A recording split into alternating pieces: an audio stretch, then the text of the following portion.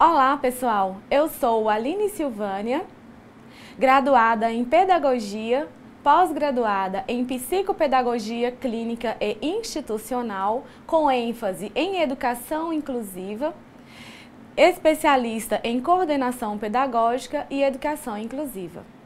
Então, colegas, vocês tiveram a oportunidade e as possibilidades de discutir com a professora Ellen no módulo 1, sobre a formação docente. Qual que é o perfil do docente para atuar na educação profissional e tecnológica, que é a nossa instituição. Então, a professora Ellen discutiu e abordou sobre essa temática.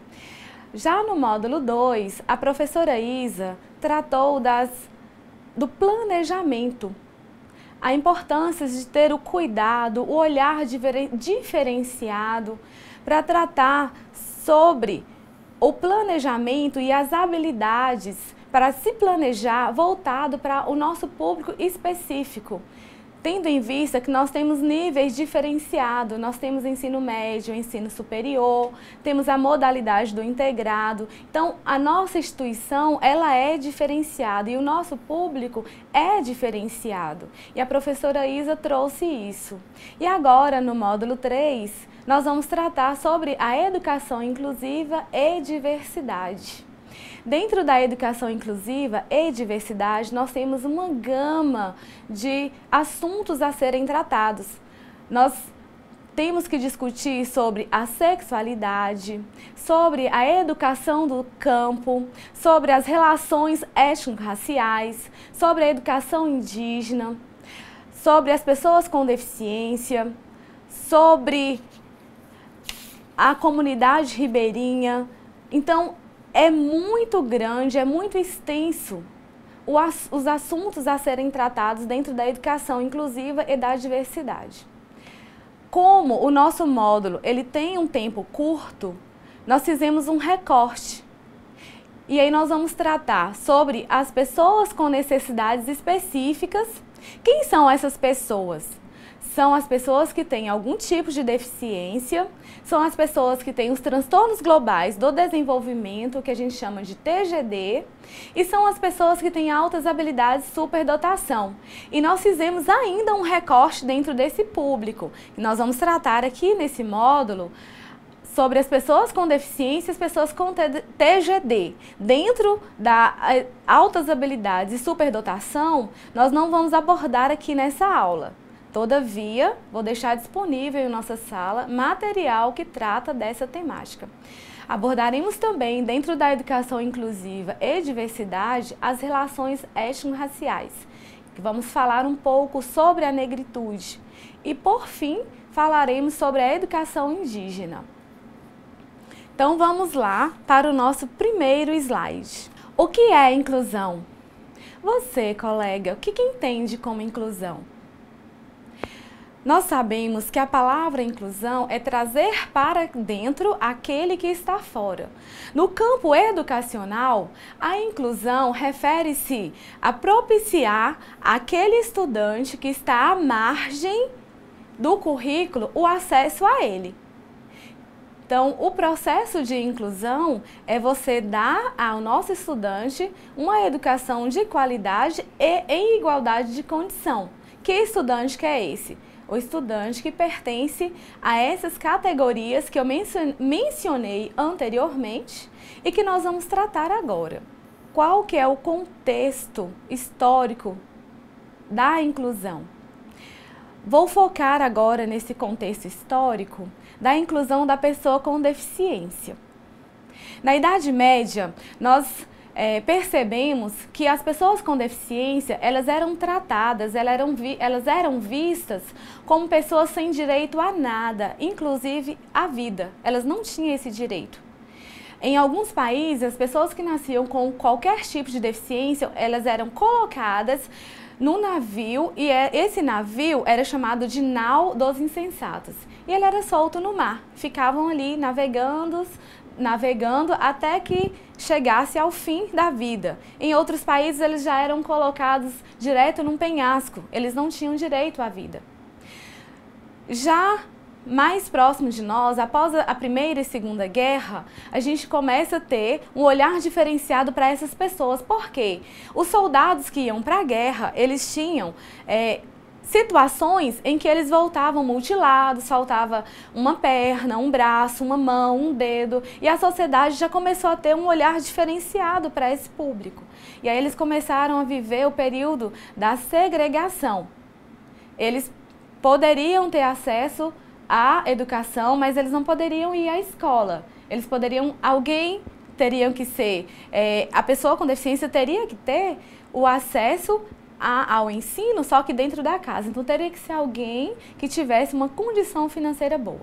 Depois do período de segregação, a gente passa para o período de integração, que já é por volta dos anos 1970, 1980.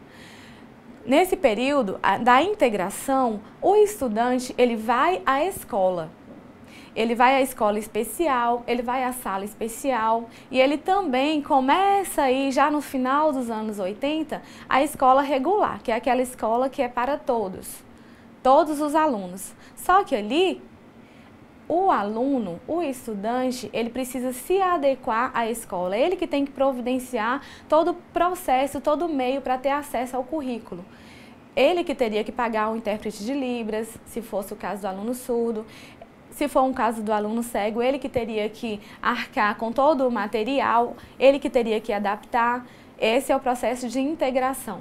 Já em 1994, com a Declaração de Salamanca, nós temos o movimento inclusivo que ganha força e passamos para o movimento de inclusão propriamente dito, que aí a escola é que tem que se adaptar ao estudante. E aí, nesse movimento nós trabalhamos atualmente. Falando da legislação, nós temos várias leis que abordam e que trazem essa temática. Mas eu quero focar com os colegas sobre a LBI, que é a Lei Brasileira de Inclusão. Essa lei, ela institui o Estatuto da Pessoa com Deficiência. E nela faz um compilado das legislações anteriores.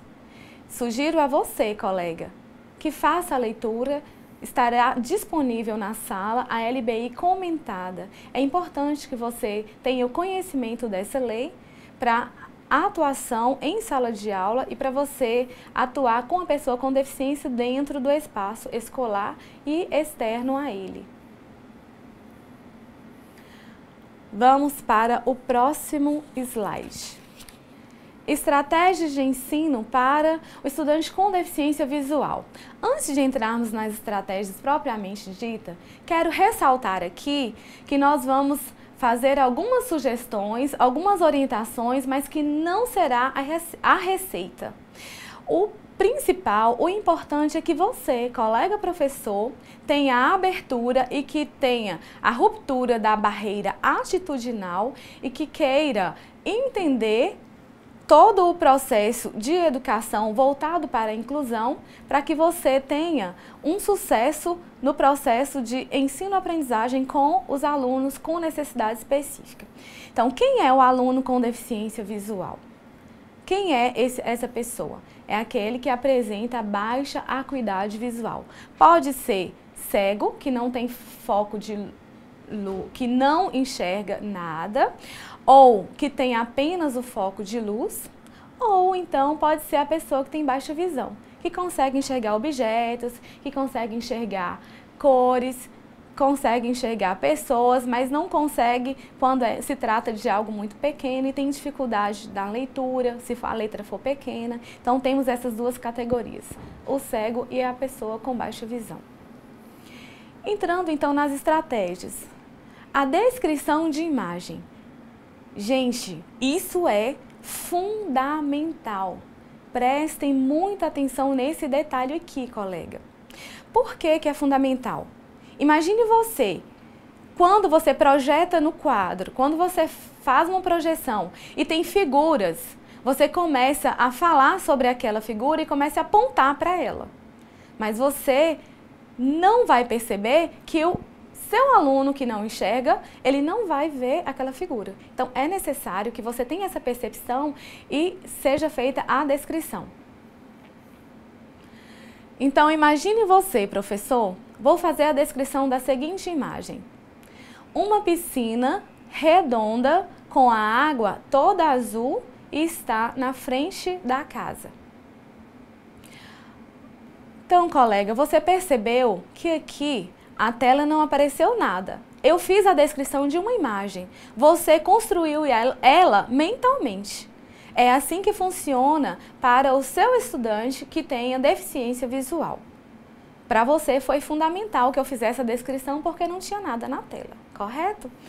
Então, quando você faz essa descrição de uma imagem que está estática, a gente fala de descrição. Se você levar ela para que está em movimento, por exemplo, no cinema, no teatro, no auditório aí do campus, uma apresentação no seminário, a gente fala de audiodescrição. Então você, colega, é importante que tenha uma noção e um conhecimento de como fazer isso. É importante que você percebeu que na descrição da imagem eu usei a forma, eu falei que a piscina era redonda, eu descrevi a cor e descrevi a localidade. Então tem que ser direto, tem que ser objetivo, mas tem que dar os detalhes. Na sala terá um material que vai orientar você como fazer a descrição de imagem estática e como fazer também a audiodescrição.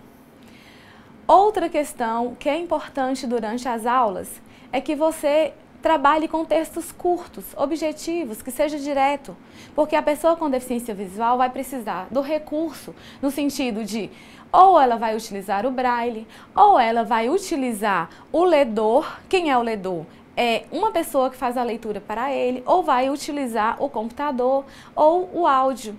E os textos, se for muito longo, vai dificultar a compreensão e ele vai se perder. A sugestão é que seja mais simples, mais objetivo e mais curto os textos. Outro ponto importante, jamais utilize as expressões aqui, ali, ao lado. Para a pessoa com deficiência visual, isso não faz sentido. Você, colega, precisa de dizer à direita, à esquerda, acima, abaixo e sempre tome como referência a pessoa com deficiência visual e não a sua direita ou a sua esquerda. Isso serve também para você descrever as figuras que estiverem sendo projetadas e quando você for entregar para ele um material que tenha figura. Quando tiver uma avaliação, isso faz parte e é necessário que siga essas regras. Outro ponto fundamental dentro das estratégias, não esqueça, não deixe de passar o material com antecedência. Por que eu estou dizendo isso? Porque assim, a pessoa com deficiência visual que está lá na sua sala terá a possibilidade de conhecer o material anterior e até mesmo de sugerir para você algumas questões. Por exemplo, se lá tiver um mapa, ele vai ter uma dificuldade, porque o mapa é o quê? É uma figura. Se tiver um gráfico, então ele vai ter a possibilidade de fazer a leitura antes e aí eu sugiro para você, dentro das descrições de figura, entra também a descrição de mapa, entra a descrição de gráficos.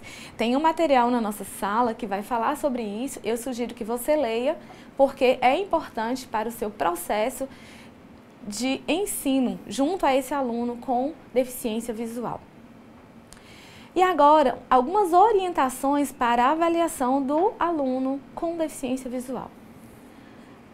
A gente sugere que seja retirado, textos muito longos.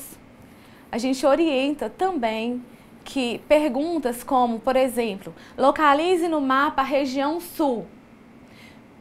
Substitua, você pode colocar, indique quais são os estados da região sul. Isso é uma adaptação, isso é uma adequação e faz toda a diferença. Isso não quer dizer que ele não sabe a localização. No entanto, o mapa é uma figura e implica dificuldade, a menos que você sente com ele, trabalhe toda a estrutura do mapa e faz valer com que ele aprenda e tenha esse desempenho. Aí sim você terá a possibilidade de fazer essa cobrança. Se não, eu sugiro que você faça a adequação. Então vamos para o próximo slide. Estratégias de ensino para o estudante, o discente surdo ou com deficiência auditiva. Colega, eu sei que é bem difícil aquilo que é novo, a gente se deparar com aquilo que é novo, com aquilo que a gente não tem o domínio. Quando chega uma pessoa surda na sala, qual que é o primeiro impacto? Ah, mas eu não sei Libras, e agora? Agora, o primeiro passo é você conversar com o seu aluno. E a gente sugere e orienta que você converse com ele sempre de frente para ele. Durante as aulas, jamais fique de costa. Olha como que é chato eu continuar falando para você de costa e você está me ouvindo. Imagine o surdo. Ele precisa da sua expressão facial e precisa de fazer a leitura labial. Então você jamais, colega, deve ficar de costa, porque é usual quando tem algo projetado, quando tem algo escrito no quadro, a gente explicar enquanto aponta, mas não fique de costas, sempre de frente, principalmente se tiver o estudante surdo. E se não tiver, também é interessante, esteja sempre de frente para o seu aluno, porque aí vai facilitar a leitura dele, da sua expressão facial, a leitura labial, isso facilita.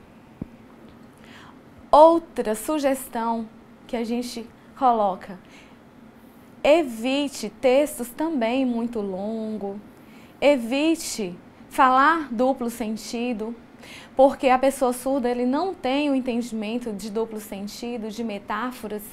Por exemplo, se você falar com o aluno que ele passou numa bolsa, ele vai ter uma iniciação científica, ele vai receber uma bolsa. Ele vai fazer uma cara de susto para você, colega. Bolsa? Ele entende bolsa, aquela bolsa que você coloca no ombro ou uma mochila nas costas. É o pagamento.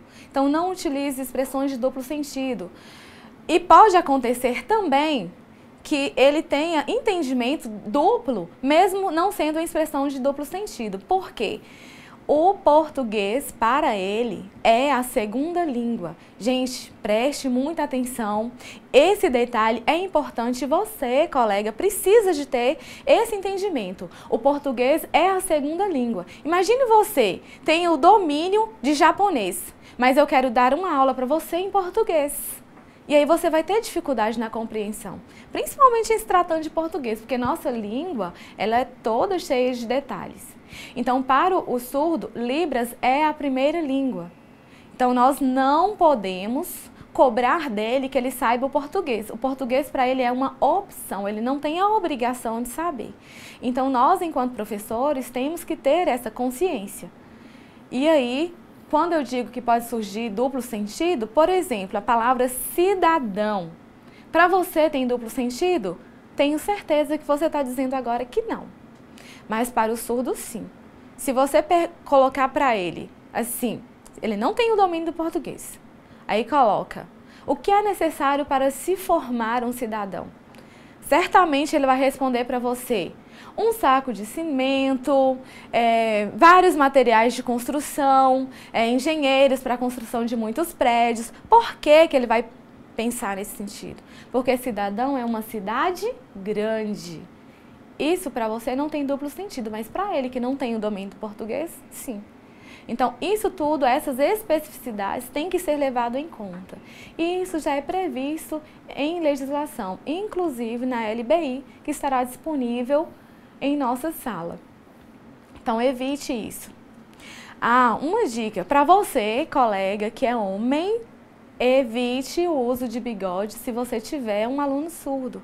Por que que eu estou dizendo isso? Isso dificulta demais a leitura labial, a leitura facial dele, que é fundamental para ele poder acompanhar as aulas.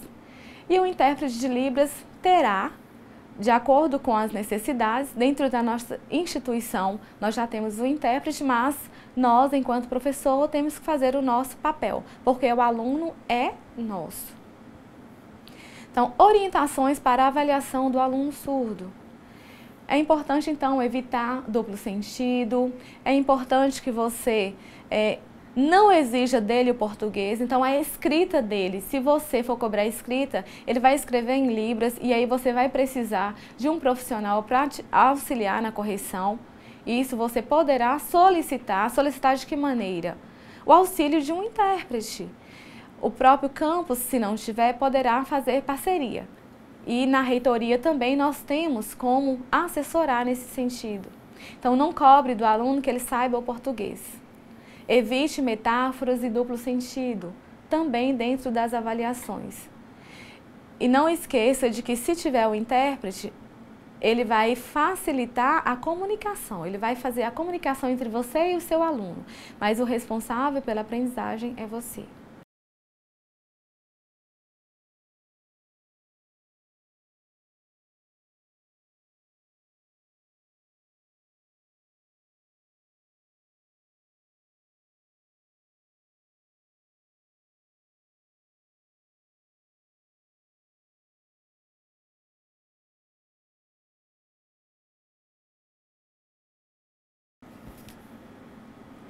Colegas, vocês perceberam que ficou sem som e eu continuei falando. Certamente vocês ficaram angustiados e começaram até ver se tinha algum problema aí, né? E queria entender o que eu estava falando. Se você conseguiu fazer a leitura labial, ok. Se você conseguiu captar que eu continuava falando do surdo, porque eu virei e fiquei de costa, ok. Se não, esse foi só um teste para que você sentisse na pele como o nosso aluno que é surdo sente quando você fala e ele não ouve e não consegue captar a mensagem. Então vamos para o próximo slide. O que é deficiência intelectual? A gente pensa assim, não, eu nunca vou receber um aluno com deficiência intelectual. Saiba, colega, que nós já temos vários estudantes com deficiência intelectual em nossa instituição. E certamente você vai se deparar com um deles. Então, o que é a deficiência intelectual? A pessoa que tem em pelo menos 2 limitações nas seguintes habilidades.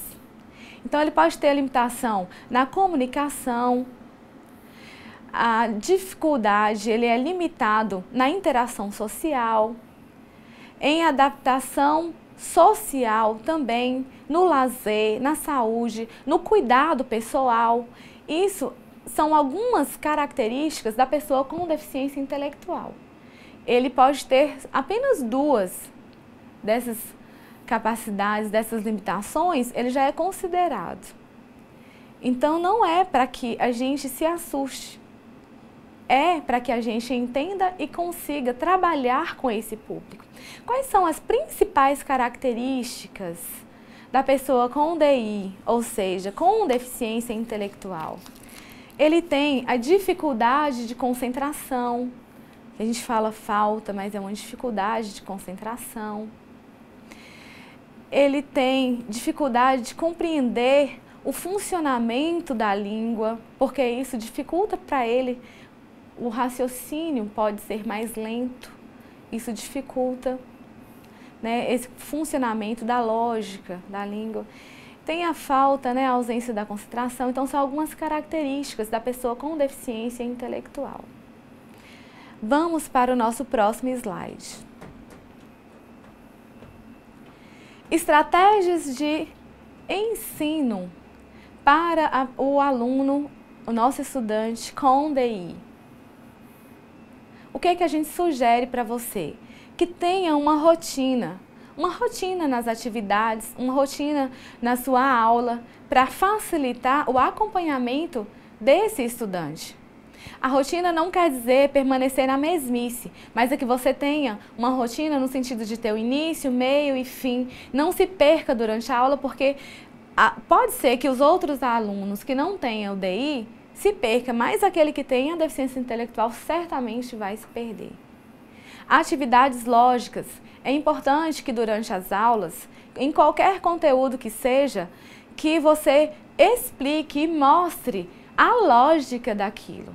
Porque pode acontecer que alguns conteúdos eles são tão abstratos que a gente não vê sentido, não vê a lógica. E para a pessoa com deficiência intelectual isso é muito complicado. Então é necessário que você mostre ali a lógica daquilo, saia do abstrato. E o uso de música. Por que o uso de música? Nós vimos que uma das características, do perfil é a dificuldade de concentração. E a música facilita, ela traz, chama a concentração. E o benefício vai ser para a turma toda, não só para o nosso estudante com DI. Algumas orientações para a avaliação do estudante com DI. Textos curtos, bem objetivos, porque se ele tem dificuldade de concentração, vai ser bem complicado fazer textos longos. Então, coloque textos curtos, perguntas diretas, perguntas objetivas. Explore o uso de figuras, explore o uso de imagens, porque para ele é bom. Então, são algumas dicas para o momento de avaliação. E nós vamos deixar isso também em nossa sala, não deixe de ler, porque lá tem alguns exemplos, algumas orientações que vai facilitar no seu dia a dia e no seu cotidiano com o aluno que você tiver que tenha deficiência intelectual. Vamos para o próximo slide. Transtorno do espectro autista. Aí você, colega, deve estar assim: nossa, autista na instituição? Saiba que nós já temos. E não é só um. Nós temos casos que são autistas funcionais, temos autistas considerados moderados, mas nós temos sim já autistas. E é importante que você, colega, tenha conhecimento e saiba atuar diante de um estudante com autismo. Então, o que é o autismo? O autismo é um tipo de deficiência. Até 2012, ele era considerado um transtorno global do desenvolvimento, que eu vou falar mais à frente. Mas de 2012 para cá, é considerado um tipo de deficiência. Então, ele tem os mesmos direitos, as mesmas prerrogativas de qualquer outra deficiência. E quais são as principais características do TEA, que é o transtorno do espectro autista? Olha, tem uma característica aqui que ela é muito importante, que você precisa ler sobre ela e precisa compreender. Porque através dela você vai trazer o TEA para a sua aula. É o interesse restrito. O interesse restrito é uma característica muito presente no TEA e que é necessário que você tome isso a favor seu na aula.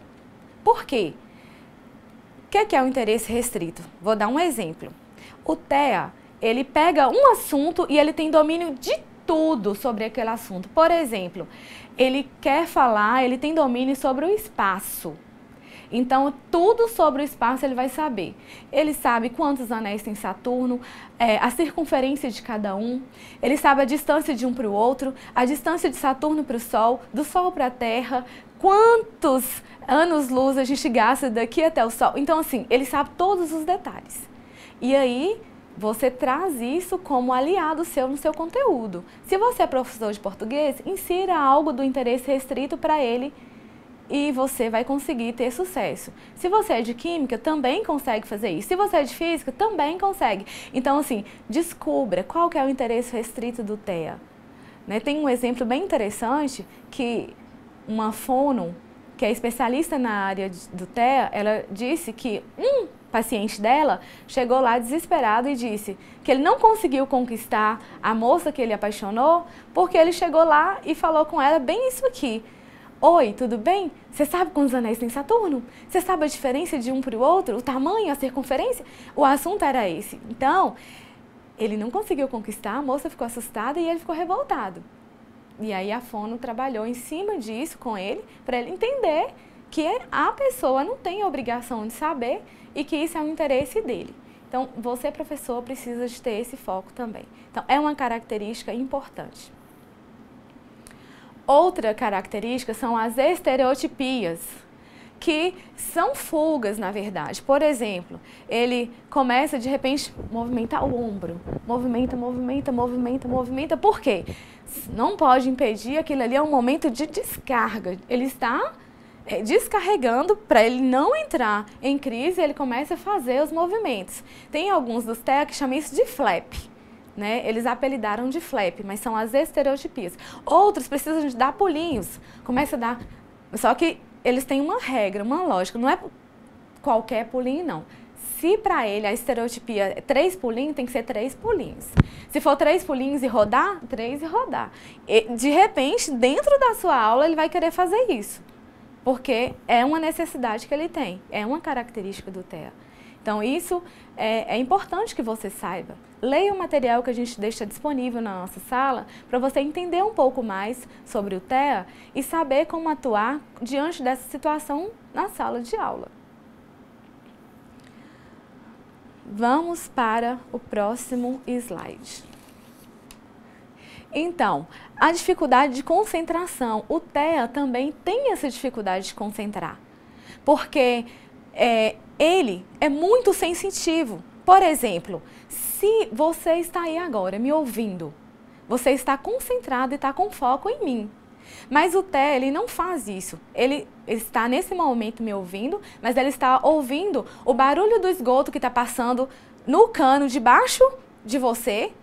Ele está ouvindo o mosquito passar, mesmo que ele não esteja vendo, mas ele escuta o barulho do mosquito. Ele está sentindo o gosto que está na boca dele agora, mesmo que ele não esteja comendo nada.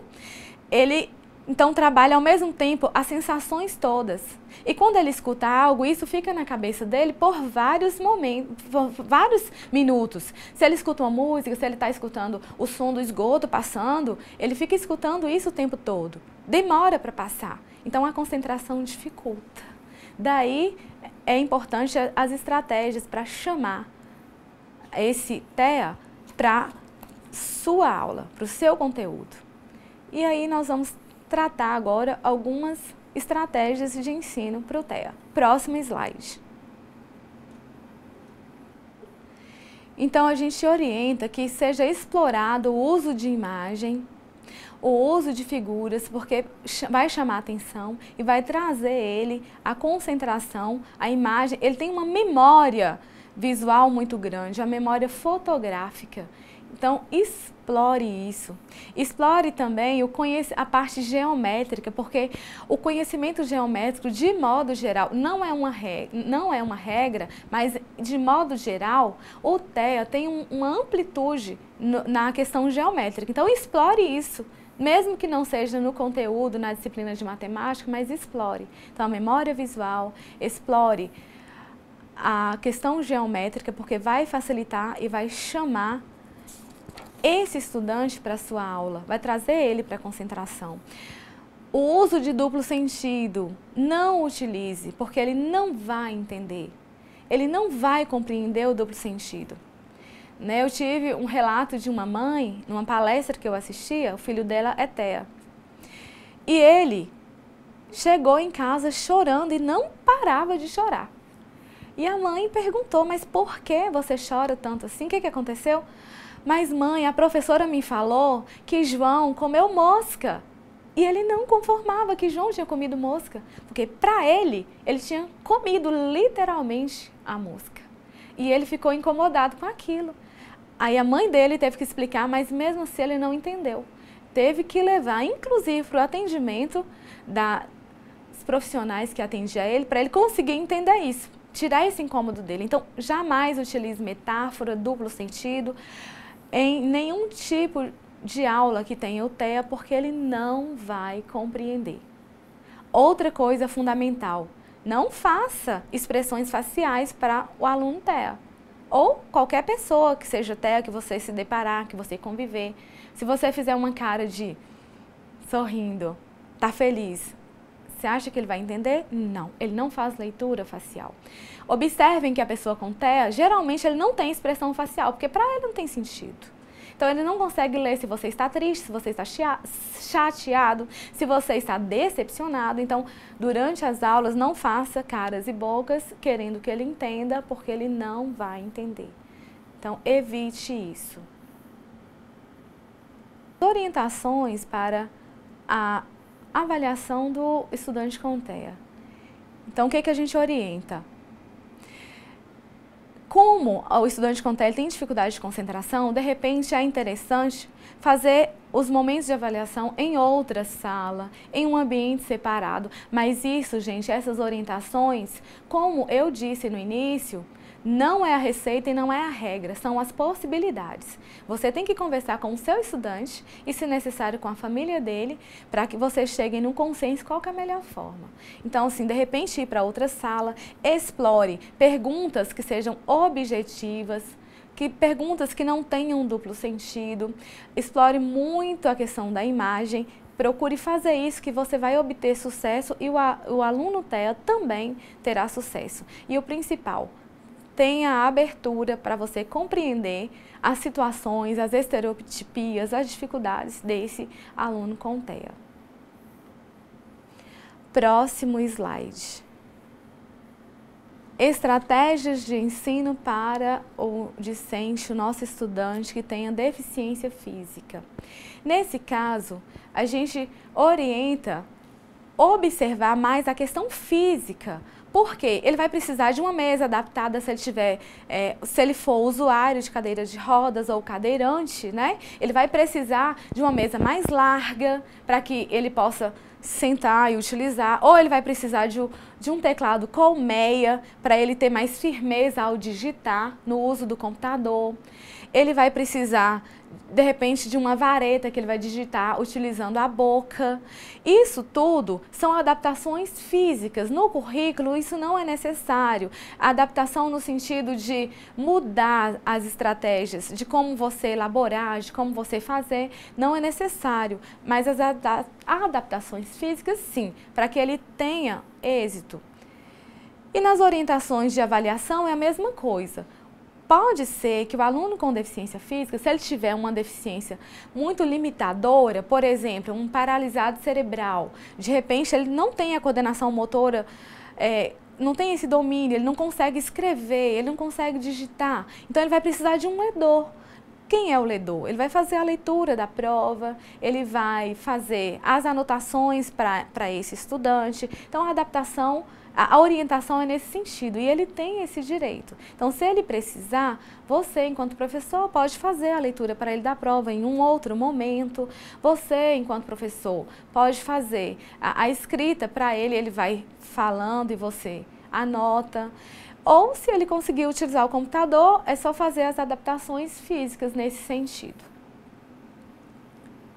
Próximo slide. Os nossos estudantes, os nossos discentes com TGD.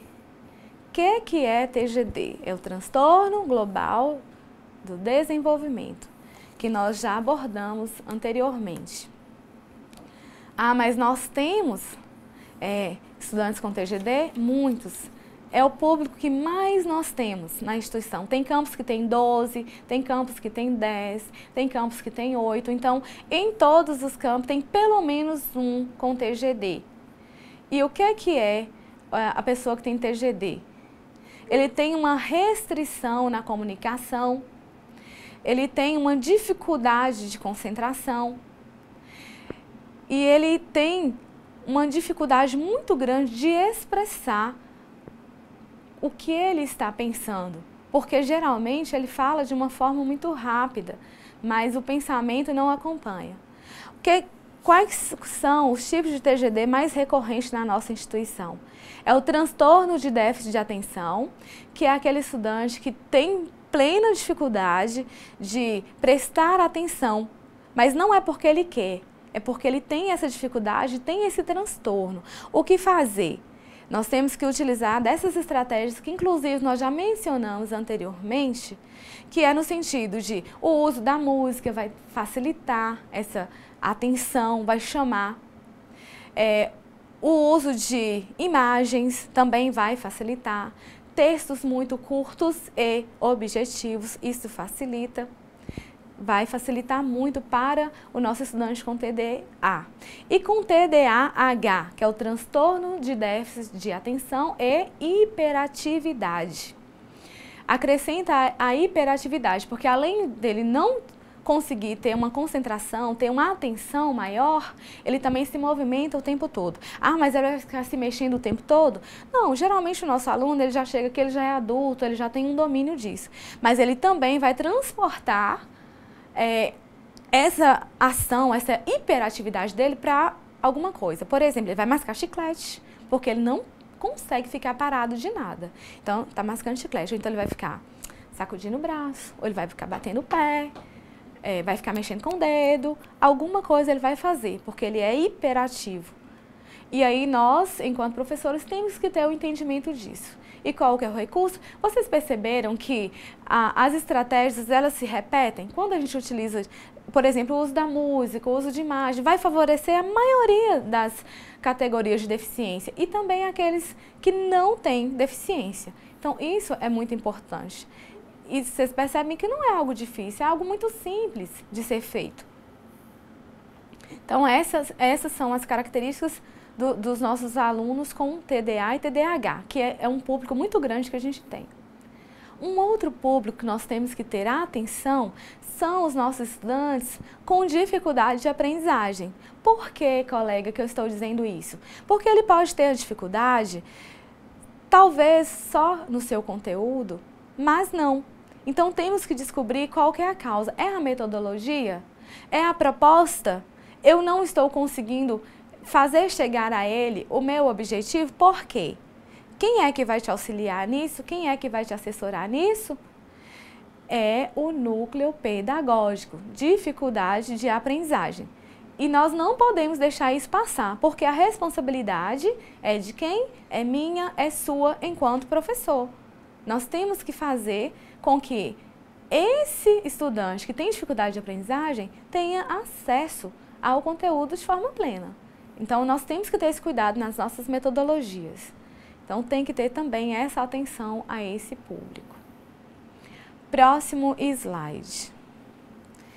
Quem são os setores, os profissionais que acompanham, que orientam, que assessoram as pessoas com necessidades específicas em nossa instituição?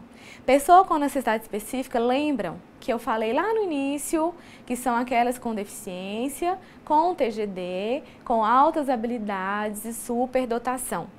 Então, os setores que auxilia, que assessora, nós temos o NAPNE, que é o Núcleo de Atendimento à Pessoa com Necessidade Específica, nós temos o Núcleo Pedagógico e nós temos o Núcleo de Ações Inclusivas na Reitoria. Então, professor, perceba que você não vai ficar só. Próximo slide. Nós temos aí o fluxograma. O fluxograma do NAPNE. Por que nós trouxemos hoje isso? Porque é importante que você, colega, tenha um conhecimento do fluxo. Ah, chegou o aluno, chegou o estudante ali que tem uma deficiência, que tem um TGD, o que eu faço? Qual que é o procedimento? Então, percebam que aí está escrito todo o caminho. Ele chegou, o que você tem que fazer inicialmente, como que é essa acolhida, você encaminha para onde, qual o primeiro passo, percebe que está envolvido aí o núcleo pedagógico, o NAPNE, a direção de ensino, tudo está envolvido. Então, você não está só nesse trabalho. Tem que ser um trabalho em conjunto. Então, esse fluxograma, ele vai te orientar. Ele está disponível também em nossa sala e lá eu vou deixar junto uma descrição, porque é importante que você leia a descrição para entender todo o fluxo, todo o processo. E perceba que aparece 2 documentos fundamentais nesse fluxograma, que eu vou chamar a atenção para você, colega, que é o PIA, o Plano de Desenvolvimento, o Plano Individual do Aluno, PIA. O que é esse plano? É aquele plano que vai possibilitar que você, colega, ao receber o aluno com necessidade específica, que você faça já as anotações, lá tem um roteiro, toda a orientação e já traça o plano de intervenção. Quando é que deve ser preenchido esse PIA? Assim que você detectou que é um aluno com necessidade específica, você vai preencher esse PIA e vai manter ele atualizado mensalmente. Quem é que vai te assessorar no preenchimento desse PIA? O Núcleo Pedagógico, o NAPNE e, se necessário, o Núcleo de Ações Inclusivas da Reitoria. E o outro documento que é fundamental e que eu chamo a atenção, que aparece aí nesse fluxograma, é o formulário de adaptação curricular. Que formulário que é esse?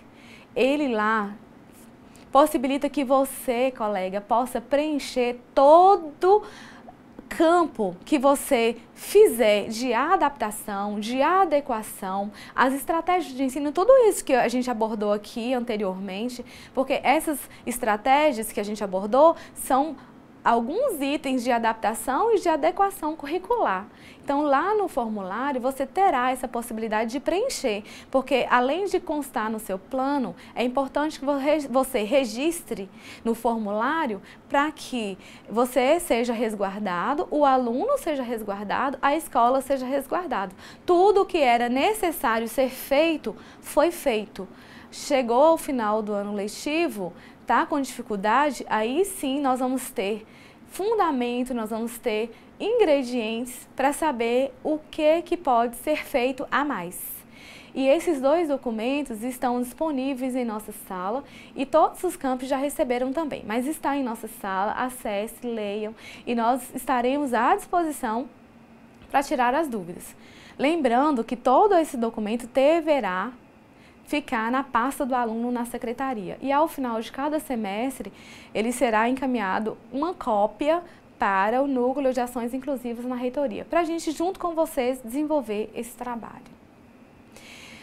Agora, nós vamos assistir um vídeo de um aluno que tem deficiência auditiva. Ele faz leitura labial, ele é aluno do Campus Pirapora e é atendido pelo NAPNE de lá. Vamos assistir e ver o depoimento dele.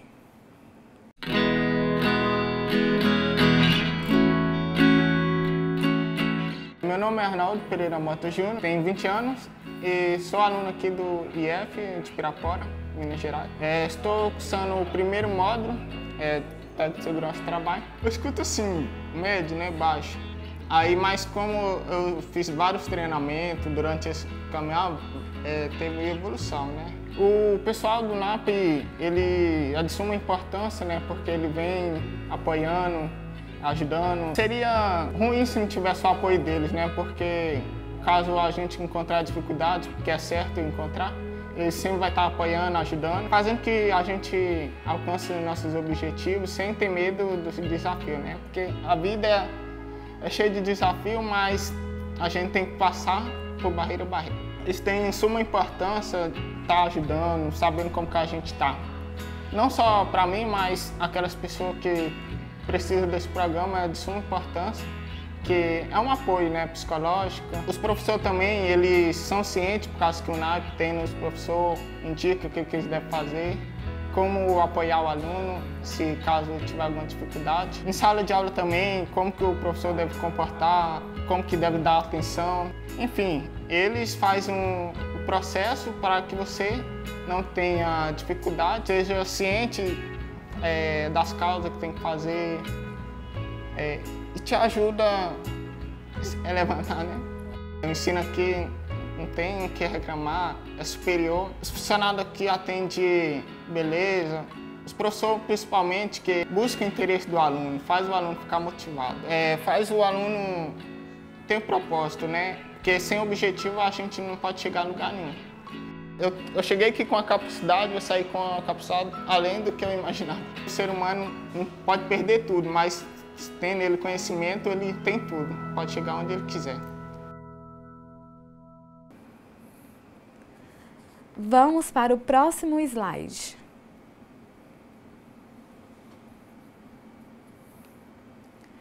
Agora nós vamos abordar sobre as relações étnico-raciais. Mais precisamente, nós vamos falar sobre a negritude. É sabido que, historicamente, a pessoa negra, ela sofre uma série de discriminação. E isso é latente hoje em todo o espaço. E em nossa instituição não é diferente. Então é importante que você, colega, ao ter o nosso estudante que é negro, que tenha um olhar diferenciado no sentido, não é somente da aprendizagem, mas no sentido de incentivá-lo a participar dos movimentos voltados para a negritude. Nós temos dentro dos campi já o NEABI, que eu vou falar mais à frente, e é importante que você tenha também, dentro do currículo, dentro da sua aula, as abordagens voltadas para isso. Por que eu estou dizendo isso? Porque a gente sabe que é de costume nós trabalharmos as relações étnico-raciais apenas no período da consciência negra, lá em 20 de novembro, e não devemos trabalhar nesse sentido. Então, como que acontece na rede? Na rede, nós temos os núcleos que faz o assessoramento voltado para a política das relações étnico-raciais. Isso acontece em toda a rede federal. E nós temos alguns fomentos no sentido assim de pesquisas voltadas para isso. Na rede federal, nós tratamos a questão das relações étnico-raciais e temos também, dentro do MEC, um setor que é responsável para isso. Hoje, ele está lotado na SECADI, também que a gente pode recorrer e buscar formas de trabalhar, não só na pesquisa, os fomentos necessários, temos editais. E isso é importante que você, professor, esteja atento. E aí, voltando aqui, como que nós devemos fazer esse trabalho dentro das relações étnico-raciais no nosso campus? Como eu disse, não deve ser uma ação pontual. Então é importante que nós tenhamos isso inserido no currículo, que inclusive a legislação torna isso obrigatório, a 10.639 de 2003, ela está disponível na nossa sala, tem a orientação lá, dentro dessa legislação, e que não deve ser também, gente, essa discussão, essa inserção no currículo somente no ensino superior. No ensino médio, nós também devemos tratar sobre a negritude. É necessário, nós devemos discutir. Então, que não sejam ações pontuais. Nós temos campi que já desenvolve isso, que vocês podem tomar como exemplo, podem buscar. E na nossa sala tem algumas sugestões lá de como você desenvolver os projetos. Tem sugestões de filmes, tem sugestões de livros, tem sugestão assim que você pode desenvolver as atividades voltadas para a negritude. Dentro do material da sala, eu chamo a atenção para o curta Vista Minha Pele, porque ele é um curta que ele é todo trabalhado, todo desenvolvido dentro da escola, e aí você percebe a gama, a riqueza de informações que você pode trabalhar e desenvolver um trabalho muito voltado para a negritude dentro do campus. Tenha como base esse filme, é uma sugestão, ele é muito interessante, assista, ele é bem pequeno, somente 26 minutos. A legislação que a gente vai focar aqui é a 10.639. Leiam, faça a leitura. E não esqueça, professor, ao planejar, insira dentro do seu plano de aula discussões voltadas para essa temática e que não seja pontual. Envolva com os outros colegas e trabalhem a questão das relações étnico-raciais em forma de projetos, em forma de oficinas. E aí sim, a culminância pode acontecer no final do ano, na período da consciência negra. Neste momento, nós vamos assistir o vídeo da professora, que é doutora em antropologia, e a professora Mariana, do campus Diamantina, que gentilmente gravou um vídeo para você, colega. Olá a todos e todas, eu sou Mariana Emiliano, professora do curso de técnico em teatro do campus Diamantina. Em primeiro lugar, quero dar as boas-vindas a todos vocês. Desejo e espero que todos sejam muito felizes na nossa instituição. Pediram para a gente falar um pouco sobre diversidade, sobre relações étnico-raciais, em especial a questão da negritude, que é o que nós temos trabalhado mais aqui em Diamantina. O NEABI daqui teve essa opção por trabalhar a questão do negro, por estarmos em uma cidade onde a maior parte da população, mais de 70% da população é negra.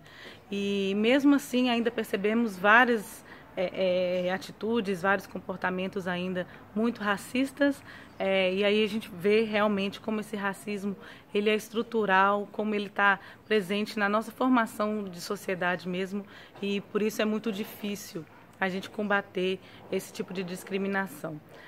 Não só aqui em Diamantina, né, como em todo o Brasil, a maior dificuldade nossa quando a gente fala na luta contra o racismo ou pela valorização da diversidade racial, a gente luta muitas vezes contra um inimigo que muita gente acha que não existe. Muita gente acha que não existe no Brasil, por sermos um país miscigenado. Então, por isso é muito difícil, às vezes, falar com uma pessoa que ela está sendo racista, convencer alguém de que um comentário, uma frase, uma expressão está, sim, sendo pejorativa. Então, esse talvez seja um dos nossos maiores desafios. Um outro grande desafio também é a gente assumir, aceitar e olhar com muito cuidado para o racismo institucionalizado, o racismo que está dentro das nossas próprias instituições.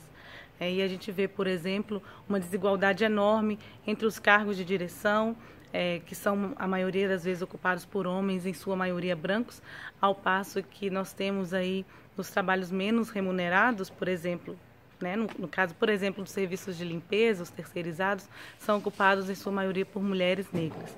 Esse é só um exemplo, de como esse racismo institucional está aí presente no nosso dia a dia. E não é uma questão para poucos, é um problema que é de todo mundo, é um problema do país inteiro, um problema que é de responsabilidade de todos nós olhar para isso, ter cuidado com o que a gente fala, com o que a gente reproduz, repensar as nossas atitudes, os espaços que a gente ocupa e tentar aí dar um pouquinho da nossa contribuição para que isso não se perpetue por muito tempo. Nós já suportamos muito tempo, já passou-se muito tempo desde que o Brasil é Brasil, para a gente perpetuar aí certas atitudes ainda muito coloniais.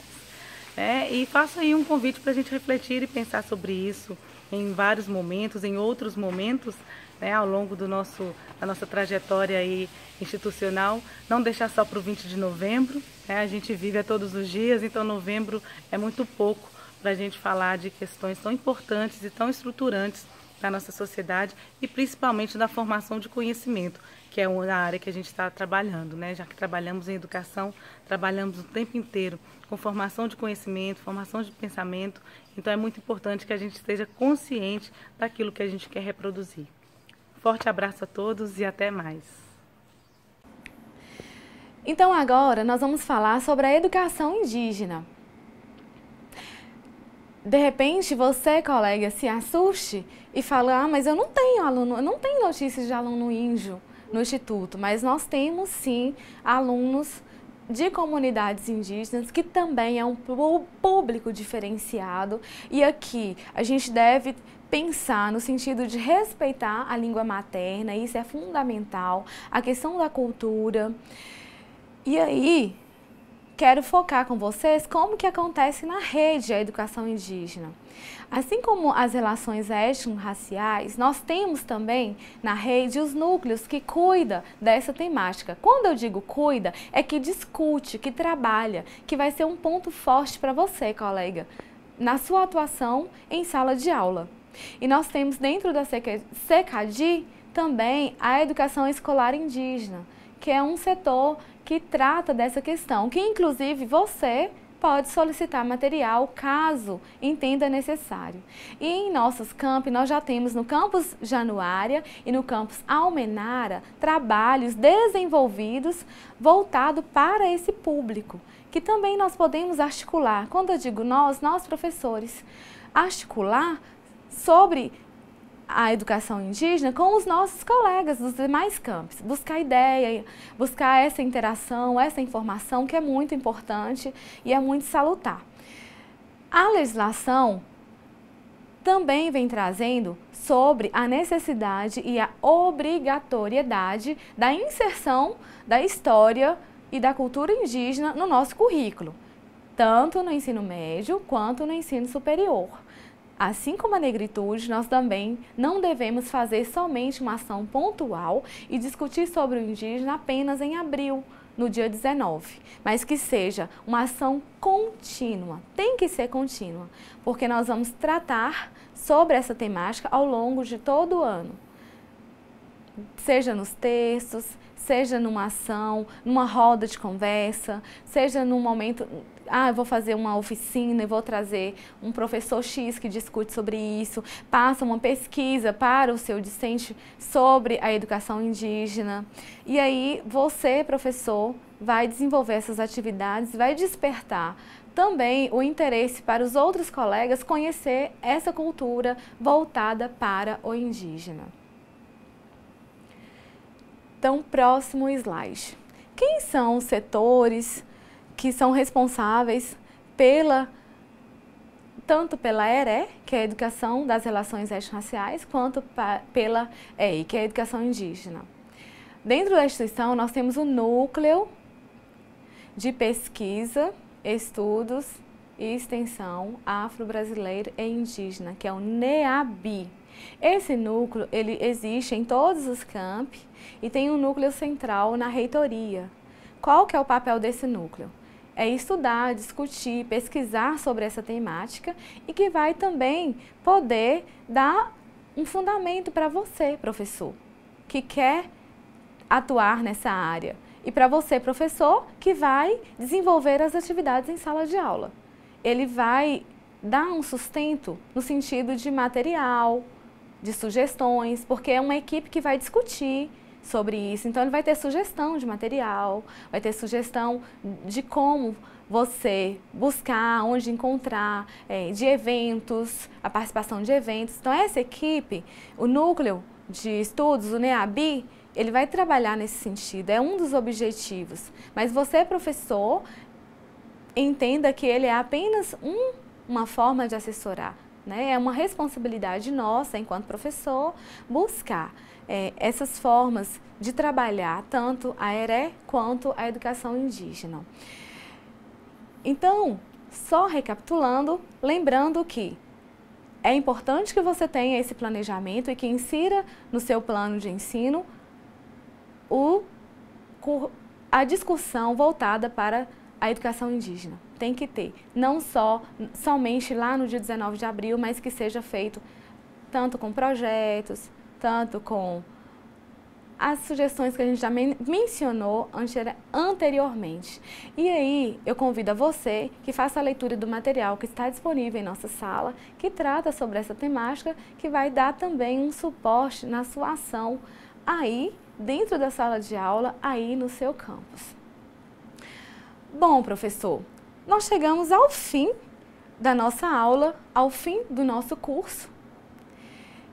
E eu convido a vocês que tenham esse olhar diferenciado de tudo que a gente viu desde lá do início, do primeiro módulo, segundo módulo e agora no terceiro módulo, que é importante a gente romper a barreira atitudinal, que é importante que nós tenhamos uma concepção de que nós não estamos prontos e acabados e que nós precisamos ter a abertura para atender aquelas especificidades que tanto faz parte e compõem a nossa instituição. E aí nós colocamos à disposição de vocês a Pró-Reitoria de Ensino, que tanto se empenhou e que é a promotora deste curso, e a DAEC, a Diretoria de Assuntos Estudantis e Comunitários, para que trabalhe essas questões voltadas também para a inclusão, que nós tratamos neste módulo.